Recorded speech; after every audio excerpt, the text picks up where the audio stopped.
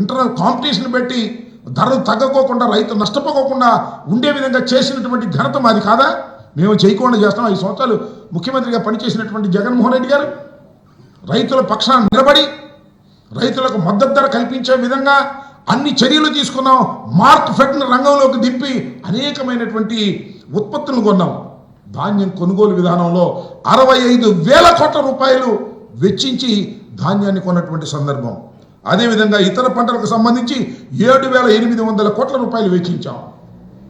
3,000 కోట్ల రూపాయల ధరల స్థిరీకరణ కోసం ఏర్పాటు చేశాం. ఇవన్నీ మేము చేసి చెబుతున్నటువంటి మాట. కానీ చంద్రబాబు నాయుడు గారికి జనవరిలో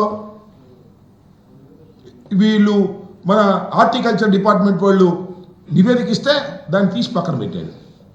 ఇవాళ జగన్మోహన్ రెడ్డి గారు వెళ్ళి పలకరించిన తర్వాత ఇవాళ మొదలెట్టాడు మాట్లాడే మాటలు. ఇవాళ శివరాజ్ సింగ్ చౌహాన్కి ఆయన లెటర్ రాశాడు.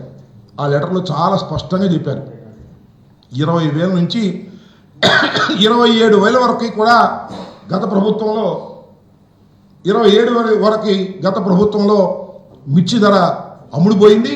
ఇవాళ మా ప్రభుత్వం వచ్చిన తర్వాత డౌన్ అయిపోయింది. కాబట్టి మీరు ఇంటర్వెన్షన్ కావాలని కేంద్ర ప్రభుత్వాన్ని అడుగుతారని నాకు అర్థం కాలేదు. కేంద్ర ప్రభుత్వానికి ఏమి సంబంధం? రాష్ట్ర ప్రభుత్వం ఏం చేస్తుంది? ఎప్పుడైనా నాఫెడ్ కొన్నదా కేంద్ర ప్రభుత్వ సంస్థ? మార్క్ఫెడ్ మన సంస్థ కదా. రాష్ట్ర ప్రభుత్వం మార్క్ఫెడ్ని రంగంలోకి దించి కొనవలసినటువంటి మిర్చిని ఇవాళ మీనమేషాలు లెక్కబెట్టి వాళ్ళని పిలిచి మాట్లాడటం, వీళ్ళని పిలిచి మాట్లాడటం, ఇలాంటి నాటకాలు ఆడేటటువంటి పరిస్థితికి వాళ్ళ చంద్రబాబు నాయుడు గారు చేస్తూ ఉన్నారు. అదేమంటే జగన్మోహన్ రెడ్డి గారు వెళ్ళి పలకరిస్తే మా మీద కేసులు. ఆయన పలకరించడు, కూతవేటి దూరంలో ఉంది, ఆయన వచ్చి పలకరించడు. ఆయన వ్యవసాయ శాఖ మంత్రి గారు ఉన్నాడు, ఆయన వచ్చి పలకరించడు, వాస్తవాలు తెలుసుకోడు.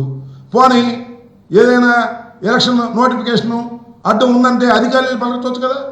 అధికారులు వెళ్ళి అక్కడ వాస్తవాలు తెలుసుకోవచ్చు కదా, అది తెలుసుకోరు. మేము వెళ్ళి తెలుసుకుంటే మా మీద కేసులు పెట్టే కార్యక్రమం. నేను అడుగుతానండి, చంద్రబాబు నాయుడు గారు మ్యూజికల్ నైట్ పెట్టారు కదా మీరు అంగరంగ వైభవంగా. ఆ మ్యూజికల్ నైట్కి అందా వచ్చారు కదా, దానికి మాత్రం ఎన్నికలు కూడా వర్తించదు. జగన్మోహన్ రెడ్డి గారు వంశీ గారిని పలకరించడానికి వెళ్ళాడు కదా, దానికి మాత్రం ఎలక్షన్ కూడా వర్తించదు. రైతుని పలకరించాలంటే మాత్రం ఎలక్షన్ కూడా వర్తిస్తుంది. మా మీద కేసులు పెట్టారు, కేసులు పెడితే పెట్టారు. We don't care that. రైతుల కోసం కేసులు పెట్టించుకోవడానికి వైఎస్ఆర్ కాంగ్రెస్ పార్టీ సిద్ధంగా ఉంది. జగన్మోహన్ రెడ్డి గారికి ఇచ్చినటువంటి సెక్యూరిటీని విత్డ్రా చేశారు. ఆ రోజున ఎప్పుడు లేదు చరిత్రలో, బహుశా భారతదేశ హిస్టరీలో లేదు. ఒక మాజీ ముఖ్యమంత్రికి ఉన్నటువంటి సెక్యూరిటీని 12 hours విత్డ్రా చేసుకోవడం వితౌట్ నోటీస్.